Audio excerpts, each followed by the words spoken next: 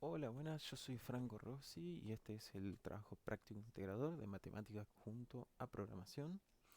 A continuación, vamos a mostrarles el programa que hicimos. Es un conversor de sistemas numéricos desarrollado en Python que permite convertir números entre sistemas decimal, binario, octal y hexadecimal. El código nuestro va a estar dividido en 5 secciones principales, que va a ser validaciones de entrada, va a ser conversiones desde decimales, conversiones hacia decimales, vamos a tener un menucito con un flujo principal y un punto de entrada del programa. La idea principal del programa es validar todo primero los datos ingresados por el usuario y luego ejecutar una conversión correspondiente utilizando funciones. En esta primera sección vamos a encontrarnos que se crean funciones para validar que el usuario ingrese números correctos según el sistema numérico seleccionado. Para la función validar decimal, esta función va a verificar que la entrada del usuario contenga únicamente dígitos decimales del 0 al 9. Vamos a utilizar el strip para eliminar espacios al inicio y al final del texto. Luego se va a verificar siempre que la entrada, si está vacía, va a devolver un false junto a un mensajito de error utilizando el return. Y luego se va a recorrer cada carácter del texto con un for. La validación se va a hacer comprobando que cada carácter pertenezca a la cadena del 0 al 9. Si aparece un carácter inválido, la función va a devolver un false y muestra cuál fue nuestro error. Y si todos los caracteres son válidos, retorna un true y una cadena vacía. Ahora después, para nuestra función de validar binario, la función hace exactamente lo mismo que la anterior estructura, pero adaptada al sistema de binario. La diferencia es que solamente se van a aceptar los caracteres del 0 al 1 y si el usuario ingresa otro dígito, va nuevamente a generar un mensajito de error.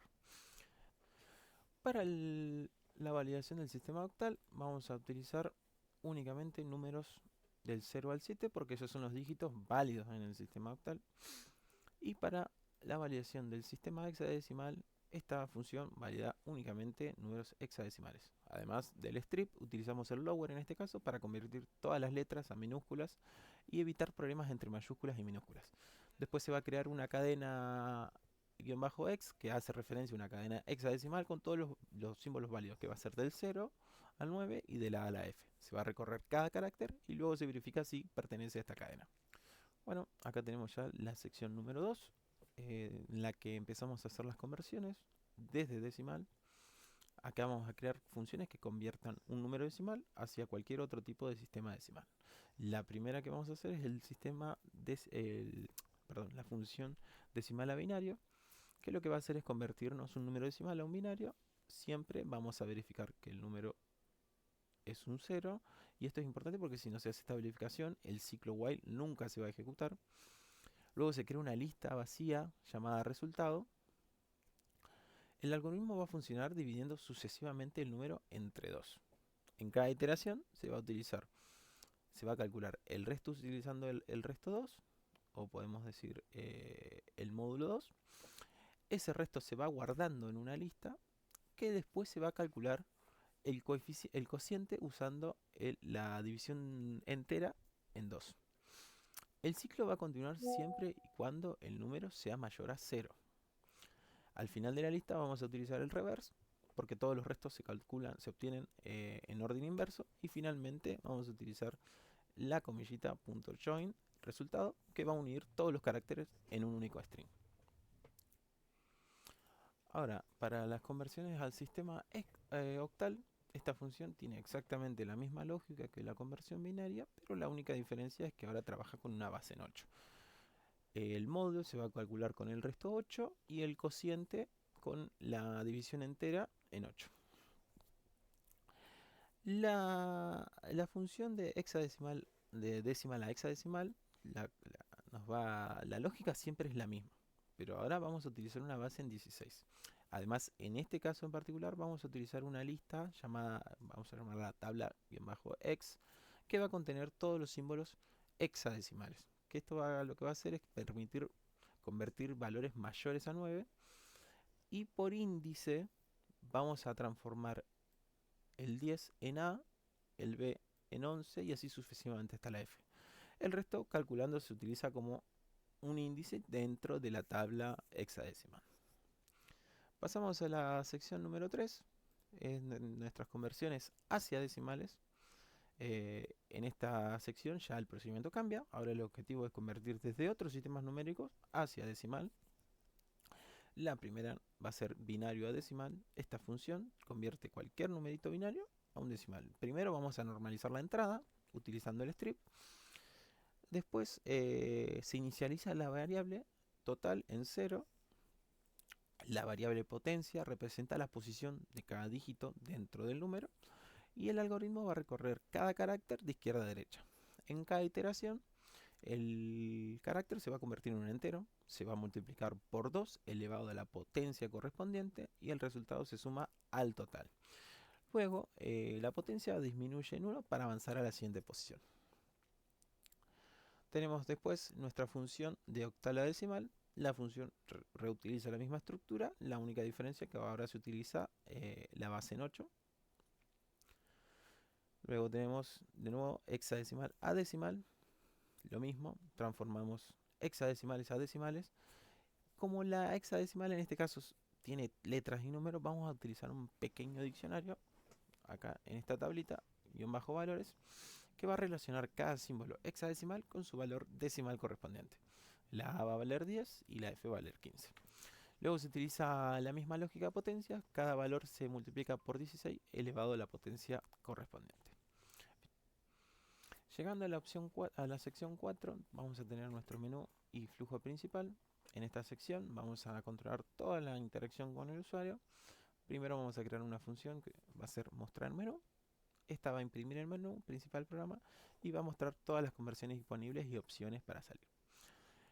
Luego seguimos con la función ejecutar opción, que es la función principal del sistema, porque va a recibir la opción elegida por el usuario y va a ejecutar la conversión correspondiente, que va a estar basada también en una estructura organizada con if, elif o else. Por ejemplo, si vamos a poner la opción 1, se va a realizar de un decimal a un binario. Si utilizamos la opción 2 o imprimimos la opción 2 en la terminal, va a devolver un decimal a un octal y así sucesivamente. En sí, el flujo interno es que cada opción sigue prácticamente el mismo procedimiento. Se va a solicitar un número al usuario usando un input, se valida la entrada con la función correspondiente. Si la validación falla, va a imprimir un mensaje de error. Si se usa un return para detener la ejecución. Y si la validación es correcta, realiza la conversión y muestra el resultado. Finalmente tenemos un else final que, a ver, ¿dónde está? Acá está. Se ejecuta cuando el usuario ingresa una opción inexistente en el menú. Y finalmente llegamos al punto de entrada del programa, que esta es la última sección, que es la que comienza la ejecución real del programa. Primero vamos a mostrar un mensajito de bienvenida, después se utiliza una variable bandera llamada continuar, inicializada en true, que lo que va a hacer que mientras continuar sea true o verdadero, se muestra el menú. El usuario selecciona una opción, si el usuario ingresa 0, se imprime el mensaje de salida, el continuar pasa a ser un false y el ciclo termina. Si no, se llama a ejecutar opción, que es la mencionada más arriba, y luego se espera el enter para continuar.